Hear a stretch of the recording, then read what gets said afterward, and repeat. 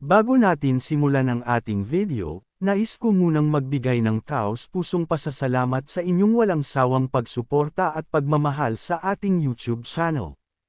Ang inyong patuloy na pagtangkilik at tiwala ay nagiging inspirasyon para sa amin upang patuloy na maghatid ng mga dekalidad na content. Salamat sa pagiging bahagi ng ating journey, at dahil sa inyo, patuloy tayong magtatagumpay.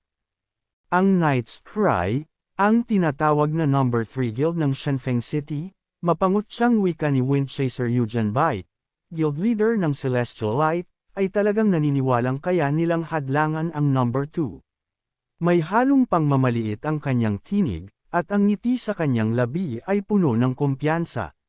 Sumagot si Undertaker Silves, guild leader ng Knight's Cry, walang bahid ng pag-atras. Hindi ka man lang marunong magsalita ng maayos, pabalang niyang sabi. Paano kung tulungan na lang kitang putulin ang dila mo? Para hindi ka na mapahiya sa harap ng sarili mong mga tauhan. Mahigpit niyang hinawakan ang sandatang nakasabit sa kanyang baywang, ang presensya nito'y sapat upang magpabigat sa hangin sa paligid. Isa sa mga miyembro ng Celestial Light ang napatingin sa baywang ni Silves at napansin ang magkapares na talam na nakasabit doon. Lumapit siya kay Yujian at marahang nagsalita. Leader, ang mga twin blades na iyon ay mula sa Phantom Fortress Abyss. Nilunok niya ang laway bago magpatuloy. Isang legendary abyss iyon. Wala pang kahit sinong nakakita sa boss nito. Sa kanyang isip, hindi maiwasang sumulpat ang tanong, tunay nga bang napagtagumpayan ng Knight's Cry ang abyss na iyon? Ngunit hindi natinag si Yujian Bai. Dahan-dahan niyang manonyebra ang kanyang espada, at ang matalim na tunog ng bakal ay umalangaw-ngaw sa katahimikan. Puro kalokohan ang mga iyon, malamig niyang wika.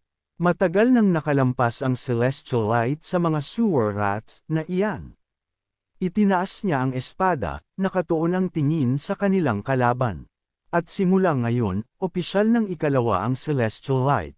Sa pagitan ng dalawang guild, ang hangin ay tila humigpit. Isang malinaw na hudyat na ang mga salita ay malapit ng mapalitan ng dugo at bakal. Namangha ang mga nakasaksi. Agad na kumalat ang bulungan. Ang espada ni Yujian Bai ay walang iba kundi ang Oath of Holy Judgment, isang legendary high-tier divine equipment na nagdudulot ng sacred damage. Ayon sa mga nakakaalam, minsan na itong naibenta sa auction house sa nakakabinging halagang 400 milyon. At hindi lang iyon. Ang buong set ng kagamitan ni Yujian, mula ulo hanggang paa, ay tinatayang nagkakahalaga ng mahigit 1 bilyon. Walang nagulat, inaasahan na iyon ng lahat. Kung wala ang suporta ng kanyang pamilya, hindi man lang siya magiging kwalipikadong makipagkompetensya sa antas na ito. Bigla, boom! Isang makapal na usok ang sumabog sa kanilang tabi. Nabigla ang lahat sa biglaang pangyayari at bahagyang napaatras. Sabay hinigpitan ng kapit sa kanilang mga sandata. Mula sa loob ng usok, isang pamilyar na tinig ang marahang tumawa. Nakakatawang panuurin, sabi ni Yushan, ang dalawang pangalawang ranggong Hunter Guild na nag-aaway. Tumigil siya sandali, saka idinugtong ng may malamig na ngiti. Pero hanggang dyan lang talaga ang kaya ninyo. Alam nila ang ibig niyang sabihin. Alam nila ang kanilang lugar. At higit sa lahat, alam nila kung sino ang tunay na boss. Seryosong nagsalita si Yushan, ang bawat salita'y may bahid ng pangungutya habang nakatingin sa dalawang guild leader sa kanyang harapan. Sa huli, napilitan ang dalawa na itigil ang pagtatalo. Walang nagawa kundi ang tumahimik at mapalingon sa kanya-kanyang direksyon. Samantala, nagpatuloy si Yushan, tila ipinapahayag na ang hatol. Ang isang abyss na may S-rank anomaly level, paliwanag niya, ay nangangailangan ng 4 na Hunter Guild na magpadala ng kanilang mga elite members, 3 tao lamang kada guild. Bahagya siyang huminto bago magdagdag, mas malamig ang tono. Kung hindi dahil sa requirement ng World Guild, hindi nga namin kayo isasama sa pagkakataong ito. Isang sulyap ang ibinigay niya sa dalawa, diretso at walang emosyon. Sa anumang kaso, pangalawang ranggo lamang ang mga guild ninyo. Sa gitna ng usok at katahimikan, malinaw ang hierarchy. At malinaw rin na ang laban na ito, hindi lamang ito tungkol sa isang abyss, kundi sa kung sino ang may karapatang mamuno. Tinitigan siya ni Sylphs, matalim at hindi nagtatalikod ang tingin. Hindi mo pwedeng basta-basta sabihin iyon, mariin niyang wika. Ibig mo bang sabihin na narito lamang kami bilang dekorasyon? Ngumiti si Yushan, malamig at tiyak ang tinig. Malinaw naman kung bakit ka inimbitahan, sagot niya. Ikaw mismo ang nag-apply sa Elders Council upang i-schedule ang joint hunt program na ito. Tumigil siya sandali, at saka idinugtong ng malinaw. At gaya ng alam mo, ang Abyss Technology ay may kakayahang mag-transmit at mag-record ng vitals at combat data ng lahat sa real-time. Kaya't lahat ng guild ay tinatrato bilang observableng species. Napalingon si Sylphs, bahagyang namumula ang mga pisngi sa galit at pagkabigla. Ibig mo bang sabihin ginagamit kami bilang test subjects ngayon? Tanong niya, may halong pangungot siya. Hindi nag-atubiling sumagot si Eugen Bai, may bahid ng pangungot siya sa ngiti. Inaasahan ko na ito ang magiging reaksyon mo. Malumanay ang tinig niya, ngunit matalim. Sobrang maganda ng alok para maging totoo. Sabay niya ring idinagdag, at maaari na kayong umalis kung hindi ninyo gusto. Huminga si Yushan at muling tumingin sa dalawa, ang kanyang matay naglalagablab sa determinasyon. Hindi ba stock na sa A-rank ang mga guild ninyo ng matagal? Tanong niya, tila nagmamasid sa kanilang mga puso. Kung makukumpleto ninyo ang hunt na ito, maaari kayong makakuha ng espesyal na approval para sa S-rank qualification mula sa sangay ng World Guild sa lungsod. Ang mga salita niya'y malinaw, puno ng bigat at pangako.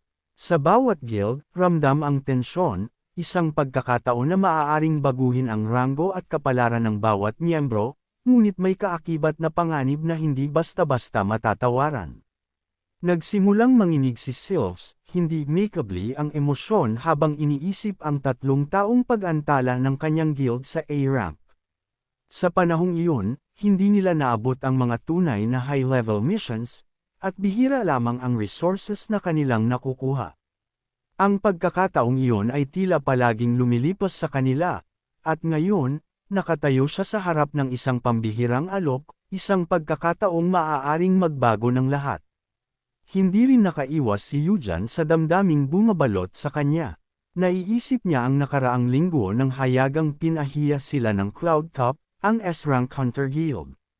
Hindi niya maiwasang muling maisip ang S-Rank Mission Board sa Guild Hall, palaging lampas sa kanilang abot, isang paalala ng limitasyon at pagkabigo. Huminga si Sylphs ng malalim bago tumugon, puno ng determinasyon. Kung makuha natin ang S-Rank qualification, sasang-ayon ang guild namin. Tumayo si Eugen, mariin ngunit malinaw ang kanyang tinig. Kailangan din ng guild namin ang qualification, wika niya, may bahid ng init. Ngunit kung paglalaro ng tates ang data, hindi ko ito palalampasan. Ngumiti si Yushan, tila may alam na lihim, at nagpakalma sa sitwasyon. Relax lang muna, malumanay ang tono, ngunit may bigat sa bawat salita. Ang pangalan ng tates ay kasing halaga ng ginto. Tumigil siya sandali, at nagdagdag pa, bahagyang nakangiti. At bukod sa kanilang dalawa, may isa pang iginagalang na bisita. Sa hangin, ramdam ang tensyon at pag-aalinlangan. Ngunit kasabay nito, may kakaibang pag-asa na dumarampi sa bawat isa, isang pagkakataon na maaaring baguhin ang kapalaran ng kanilang mga guild, ngunit may kasamang panganib na hindi basta-basta matatawaran. Pagdating ni Yeching kasama ang kanyang team, napuno ng bulungan ang paligid. Ang mga mata ng mga tao ay nakatuon sa kanila, at ang mga komentar ay mabilis na kumalat.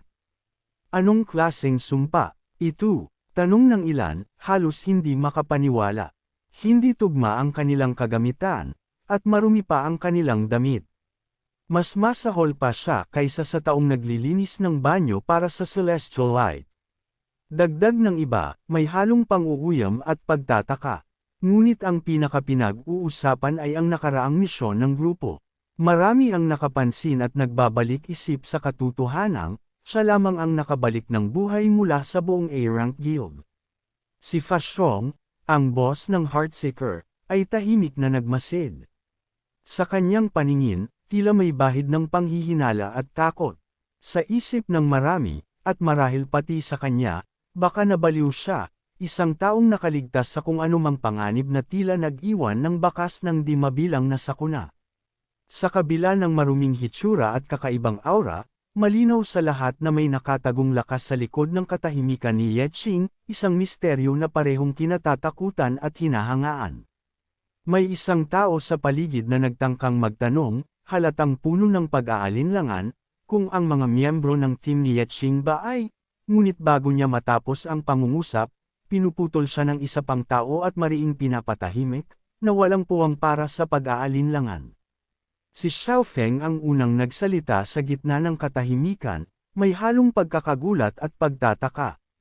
Iyon ba ang sikat na scavenger house? Tanong niya, bahagyang naguguluhan. Akala ko masyadong takot si Ye Qing para lumabas. Tiningnan lamang siya ni Ye Qing, seryoso, tahimik, at walang imek. Ang kanyang titig ay sapat upang patahimikin ang anumang biro o pang-uuyam. Huminga ng malalim si Silves, at sa isang malamig at mapanuring tinig ay nagtanong. Talaga bang mga scavenger sila?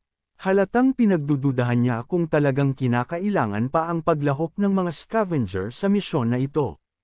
Ngunit hindi nagpahuli si Yu Jianbai, na may bahid ng kaiabangan sa kanyang tinig. Bakit hinahayaan nilang makilahok ang mga taga-kolekta ng basura sa isang S-rank mission?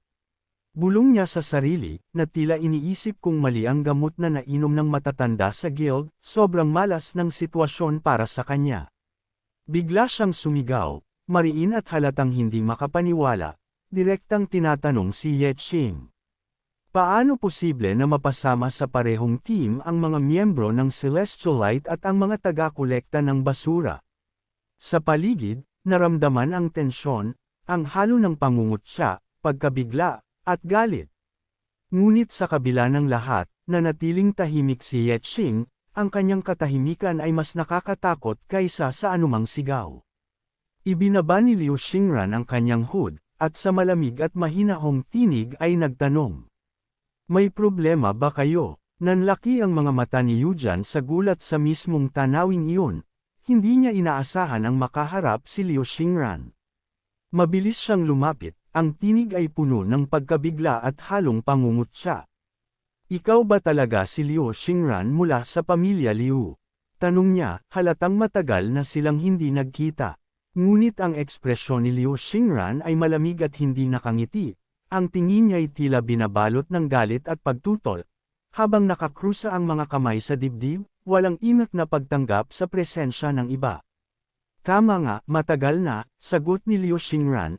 At bahagyang nanginginig ang boses, tila hindi pa rin niya maayos ang kanyang problema sa pagiging yuto.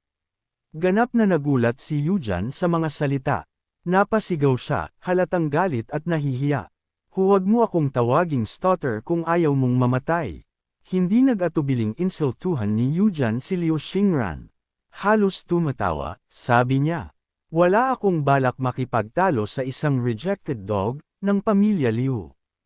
Idinagdag pa niya, habang ang nakatatandang kapatid mong lalaki ang nangunguna sa clan, napunta ka lang sa pagtiklop ng mga labi. Nakakatawa talaga, ngunit nanatiling kalmado si Liu Xingran. Tahimik niyang tinanaw si Yu Jian at malinaw ang tono ng boses. Tumahimik ka, mariin ngunit walang galit. Ito ang aking pinili, at wala kang karapatang sabihin kung ano ang dapat o hindi dapat kong gawin. Sa katahimikan na sumunod, ramdam ang bigat ng paninindigan ni Liu Xingran, isang tahimik ngunit malinaw na babala na hindi basta-basta maiiwasan o mapapaloko. Tinawag siyang wala kundi isang dumb stutterer ni Liu Xingran. Muling nanginig si Yu Jian sa galit. Halos sumabog ang boses niya ng pasigan niyang sambitin. Huwag mo akong tawaging stutterer ulit. Ngunit hindi nag-atubiling itulak ni Liu Xingran ang kanyang sarili sa pinakapuso ng tensyon. Matapang, halata ang galit sa boses, at malinaw ang pagkairita sa bawat galaw ni Yu Jian. Palaging nais ng pamilya Liu na makipag-alyansa sa pamilya Yu, sambit ni Yu Jian, may halong panghihinayang at pagkadismaya. Ngunit nakakalungkot, matapos mawala ng isang napakahalagang bargain ng piece, ako, tiyak na labis na nadismaya ang aking ama at ina. Huminga siya ng malalim, at bahagyang tumigil sa galit bago magpatuloy. Kung hindi ko lang sinira ang marriage contract noon, malungkot niyang dagdag, sa ngayon, ako sana ang sentro ng atensyon ng lahat, isang batang tadhana na abot ang mga bituin. Ngunit hindi nagpatinag si Liu Xingran. Tumindig siya ng diretsyo, iniangat ang kamay, at malinaw na ipinakita ang gitnang daliri. Nagsisisi, anong klase ng basura ang akala mo sa sarili mo? Matapang at walang takot ang sagot ni Liu Xingran, halatang naiirita sa bawat pinagsasabi ni Yujan. Ang titig niya ay paon ng hamon, isang tahimik na babala na ang sinumang magsalita laban sa kanya ay maaaring mapahiya o maparusahan sa mismong harap ng lahat.